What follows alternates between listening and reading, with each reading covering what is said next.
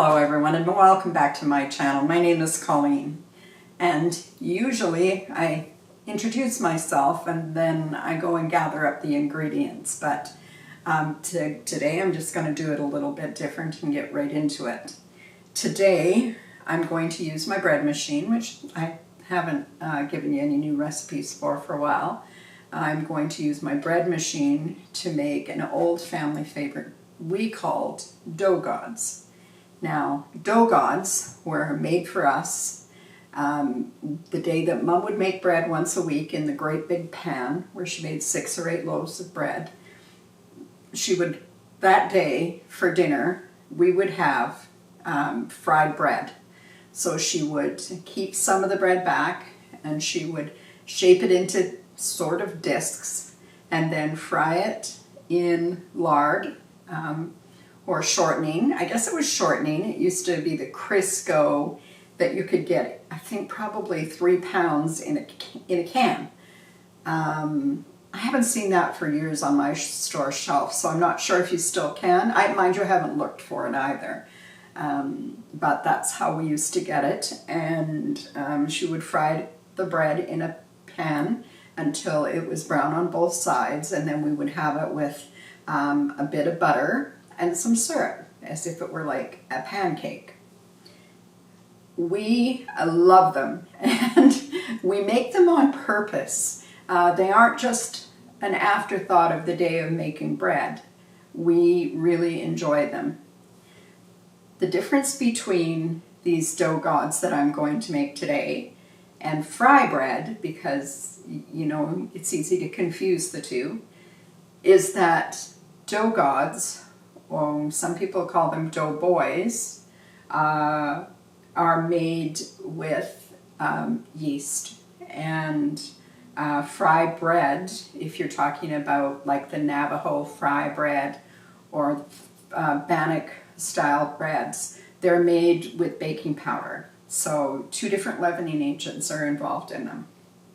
So today I'm going to use my recipe out of my recipe book, and I'm going to use the one for cinnamon buns that I have, and I've made the cinnamon buns for you before, I believe.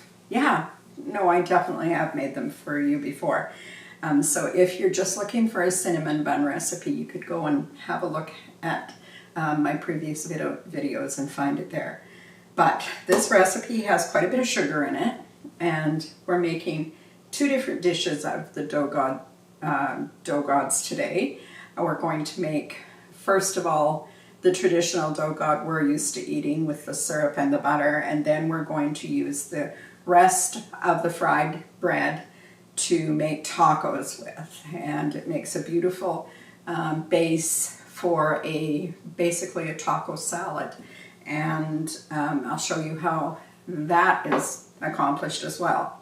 So let's get on with getting this bread maker going, because it takes a while.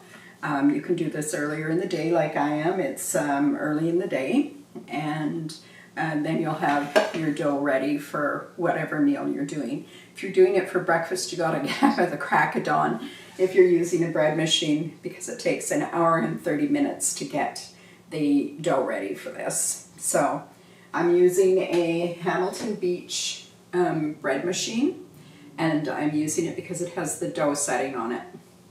I think most of the bread machines that are on the market today have the dough setting, which makes it really versatile, because you can make the dough in the machine, and then if you're like me, I don't care for the bread that's baked in the machine, because the outer crust gets quite done. It's thicker and it's just not as pleasant to eat. So I take the dough, if I'm making bread, and I roll it out and I turn it into a bread loaf that I put in a bread pan that I cook in my oven. Today we're doing this whole thing a little differently, but the process to get it into the machine is the same.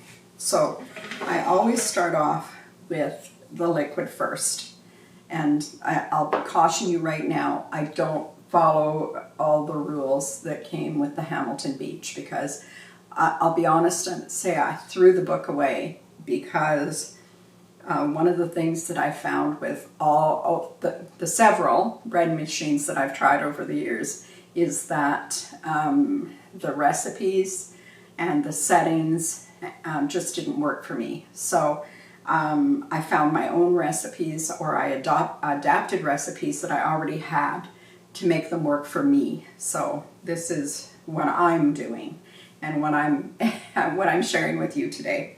So in goes the milk for this recipe. I need 1 cup of warm milk, just lukewarm, because we're going to use yeast and we don't want to kill our yeast. We need 1/2 cup of sugar. I'm not sure why I got the recipe out. I think I have it off by heart, but you just never know. It's easy to forget something. 1/2 cup of sugar, and we're going to add to that 2 1/4 teaspoons of active yeast, and this is the quick rise yeast. I think 2 1/4 teaspoons is equivalent to 1 package of yeast. We need 1/2 teaspoon of salt, and salt always gets away from me, so I'm going to measure off to the side. That's a little better than 1/2, but that's okay. Now see, some people would never put the salt in with the yeast, and the machines tell you to put all of the liquids down, then the flour, then you put the salt and the yeast at the top. I just dump them in there, and so far I've had good luck with that. I need 1/3 cup of butter, softened butter. Just need to grab a knife here to make sure I'm getting this packed in here good. Make sure it's a pretty true 1/3 cup. The dough will be a little sweeter for the taco afterwards, but we don't mind that. So now in goes the flour. And I need 4 cups of all-purpose flour, and I measure it just like they taught me in home economics class back in 1969, 68, and that is to fill it up. We had to fill it with a spoon though, and then cut the top off so that you had a true measure. I need 4 cups in total, and this is number 4. There you go. Now, that's all the ingredients. I'm just going to double check. Oh no, it isn't. I need 2 eggs. I'll grab the eggs. Now I have 2 eggs, and they're quite cold. So I'm just going to run them under some warm water just to take the chill off of them. I ran them under the water for about 4 minutes, I think. These are large eggs, and I should have taken them out ahead of time because the eggs should be at room temperature. And that extra cold that they bring to this may slow down the rise a little bit on the first rise.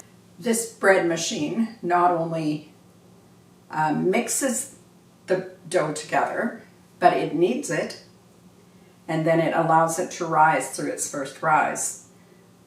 Then we'll get the beat, and we know that we're ready, and we can proceed with Doughgods right away. We don't have to wait for a second rise. We're going to fry the bread. So here we go into the machine, and I will see you when I get the beat. Okay, I'm pretty much all set.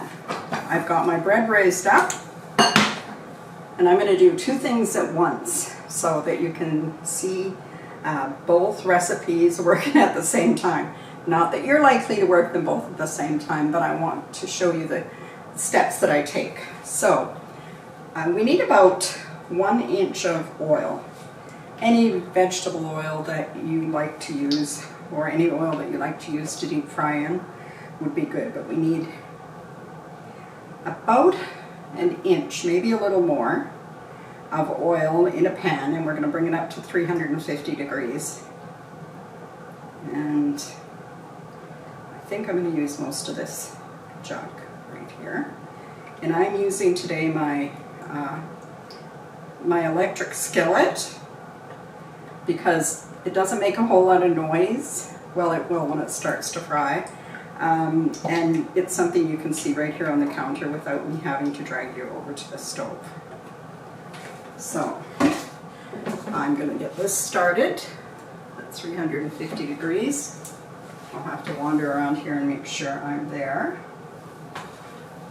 And then I'm going to start, because I am not quite ready for the dough yet, I'm going to start on some of the vegetables for the taco. So let's get some tomatoes chopped up. I just have this one big tomato, which will be plenty for all of us. And get rid of that. I have heard from many of you about the weather in your area. And today it's warmed up in our area again. Not as hot as it was last week, I don't think, but still warm enough. But certainly haven't reached the temperatures with the humidity that you guys have reached. One of the things that we don't have here is we don't have high humidity. It's just the opposite. We're very dry here. And that happens in the summer, but it also happens in the winter. When we have snowfall, our snow has very little moisture in it as a general rule. So our local ski hill advertises that they have champagne powder because it's so light. It's like the bubbles in champagne. And it is.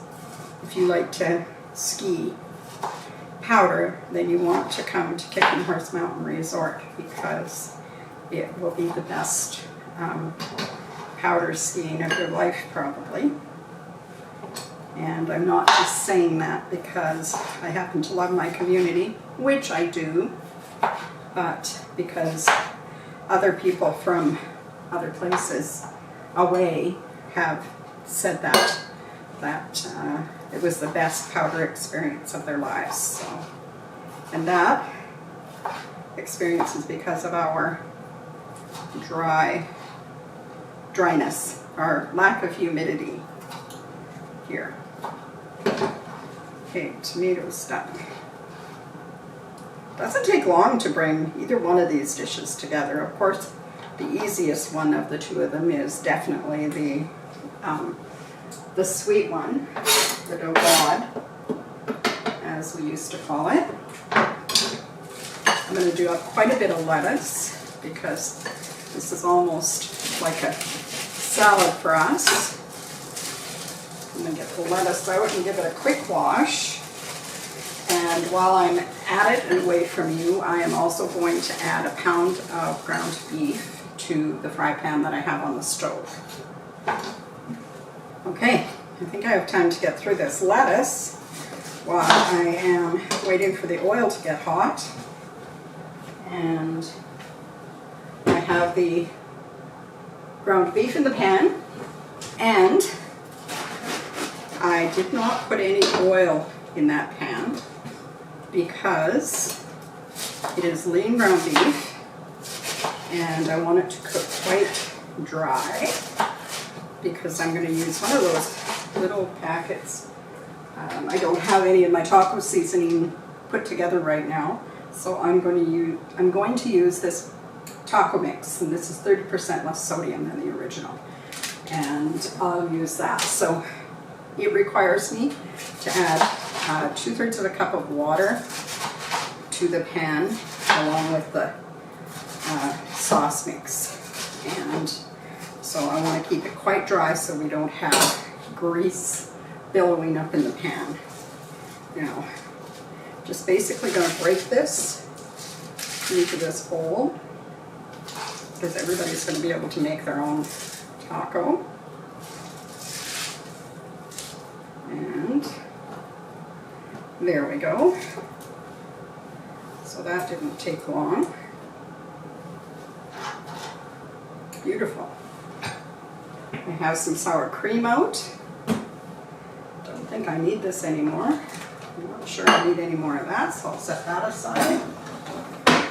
I'm going to give my hands a quick rinse, and then we'll get started with the dough. Okay, we're being extremely cautious over here because I have this pan of oil heating up. I'm going to bring this, let me just wipe this. I'm going to bring this dough over here. And take it out of the pan. It's had a nice rise on it because I had to run a quick errand. So it was in there a little longer than normal. So it had a pretty good rise on it. So I've got a ball, bigger than a hard, or smaller than a hard ball, but definitely bigger than a golf ball. And after you've done one or two, you'll get a feel for it. And the extra rest time this had is definitely helpful. It makes it a lot more pliable when the gluten's have relaxed.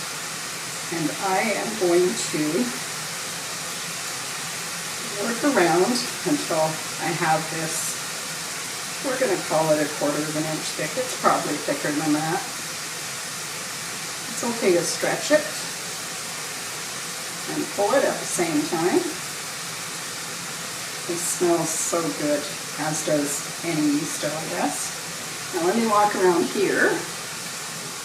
Well, still not quite to 350 yet. So I'm going to lay this one down on the counter, and I'm going to move on to the next one. Grab another piece of bread and go to work. Sorry, I'm going to grab another piece of dough and go to work. It's not bread at this point, it's just dough. And today, it's going to be a Doughgod, as we used to call them. Here's my meat over there. So I think I'm going to go over there and give that meat a chop, and then I'll be right back and we'll test the oil. Okay, I'll chop the meat down. It doesn't have much longer to go. And I just checked the temperature and it's good at 350. Always put it in and let go of it away from you so you don't have to worry about splashback. And I'll get this one in here.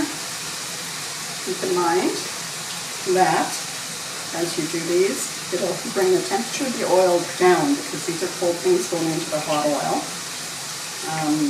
So don't overload the pan and you'll be fine. Now I don't know if you notice or not, but when I put it down into the oil came up on top of the dough. So it's actually got hot oil on top of it as well. So that also helps to cook it through. I'll put one more in there, maybe two. There we go. And I did that one the wrong way around. Did you catch me? Goodness. Let's get at it. Got room for one more.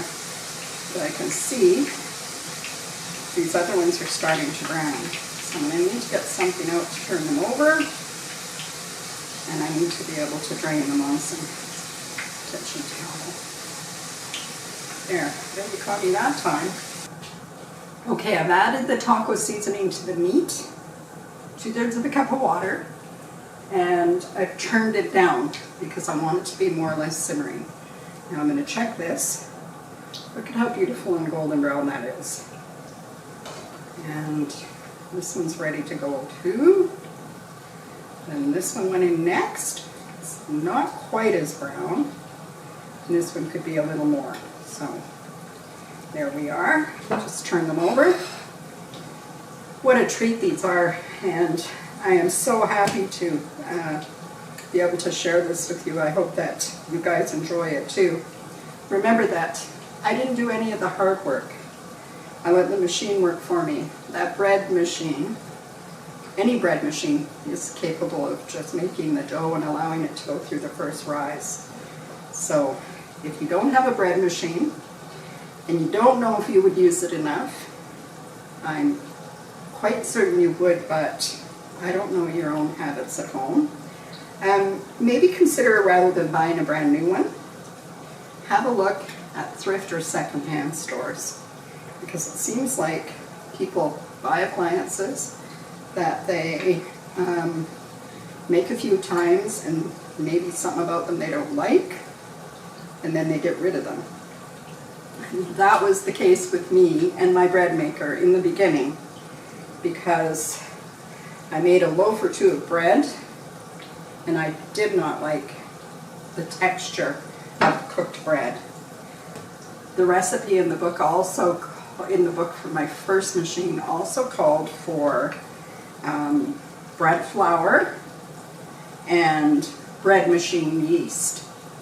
And I think that's the reason I didn't really like the way the bread tasted, because I wasn't used to those flavors together. So one day I tried it without the bread flour and just used regular quick rise yeast, and wow, I felt like I had just hit the jackpot. That was how bread was supposed to taste. So if you've had a similar experience, maybe try using regular quick rise yeast and regular all-purpose flour, not the fancy bread flour, which they made specifically for bread machines. This one's going to be huge, or two small ones maybe. Now, let me check this one. I think it might be ready. Look at that. That's beautiful right there. This one went in right about the same time. Good. And here we go, working our way around it. I'm not going to put anything else in that pan just yet. I'm going to let this will give the pan a chance to come back to temperature before we put another whole load in there. There we go. They're all ready. Now let me show you the way we've traditionally eaten these Doughgods. I need a knife. I have one here. So we would take a Doughgod, put it on the plate, add a bit of butter, like so. And you want the butter to melt. I mean, why else would you put butter on there, on that beautiful piece of hot bread?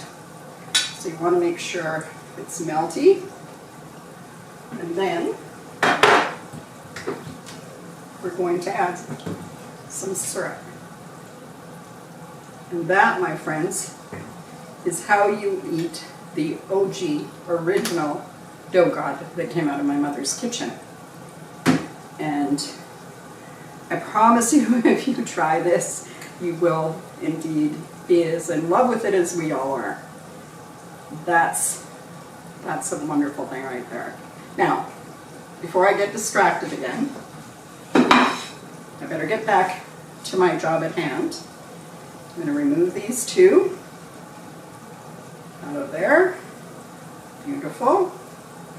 And I'm going to put in the next batch.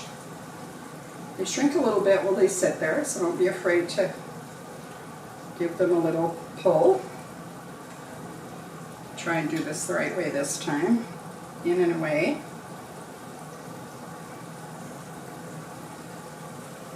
And in and away. Now, you're going to see that I am going to get, let's see, 1, 2, 3, 4, 8, 10 of these Doughgods out of one batch made here in the bread machine. So that's plenty for us for any meal really, with some leftovers. I'm just going to have a look at the meat, see how it's doing, and maybe we're just about ready to do the taco one while these cook away. And I was right. It's all ready. So it's bubbling up like mad here, very hot. I'm going to do something I would not recommend if you were in a kitchen full of kids, but I'm going to turn my handle away from me because I do not want to snag it while I'm cooking here. So, in order to make the taco, we're going to take one of the Doughgod rounds. Now you could just use a plain recipe, one that wasn't laced with sugar, to make this if you wanted to. That'd be entirely up to you. I'm going to add some lettuce to this. I'm going to add some tomatoes to this. I'm going to, before I go any further, add some of the taco meat to this.